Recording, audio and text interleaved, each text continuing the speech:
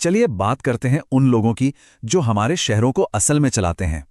ये चेहरे हम रोज देखते हैं, पर क्या हम इनकी असली कहानी जानते हैं? चलिए देखते हैं। ये है भारत के गिग वर्कर्स, वो जरूरी लोग जो हमारे शहरों की रफ्तार बनाए रखते हैं। इन्हें पार्टनर कहा जाता है, एम्प्लॉय नहीं। और जानते हैं, यही एक शब्द सब कुछ बदल देता है। तो फिर ये लोग सड़कों पर क्यों उतरे? ये कहानी है एक वादे की और उसकी कड़वी हकीकत की। एक तरफ है वो सपना जो उन्हें बेचा गया था, और दूसरी तरफ ये है उनकी असलियत। तो असल दिक्कतें क्या थीं? कमाई घट रही थी, कमीशन बढ़ रहा था और कोई सुनवाई नहीं थी। और ये बात मुद्दे की जड़ को पकड़ती है। बिना सिक्योरिटी के फ्लेक्सिबिलिटी सिर्फ एक धोखा है। सबसे बड़ा गुस्सा था अनिश्चितता का।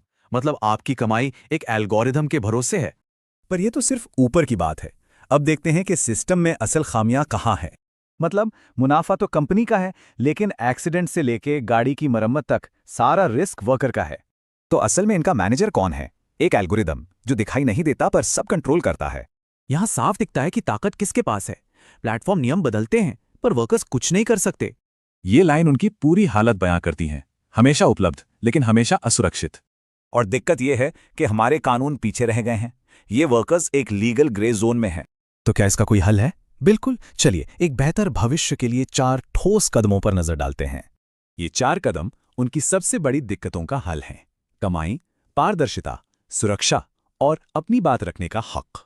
पहला, एक मिनिमम कमाई का फॉर्मूला, ताकि कोई भी वर्कर तय रकम से कम न कमाए। दूसरा, एल्गोरिथम की जवाबदेही, मतलब बिना वजह बताए किसी का अकाउंट बंद नहीं किया जा सकता। तो समझिए, ये सिर्फ एक लेबर विवाद नहीं है, ये काम के भविष्य के लिए एक बड़ा मोड़ है।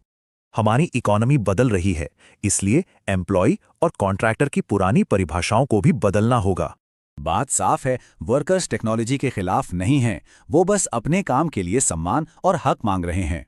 तो आखिर में सवाल यह है कि डिजिटल होते भारत में हम सबके लिए सम्मान और सुरक्षा कैसे सुनिश्चित करें?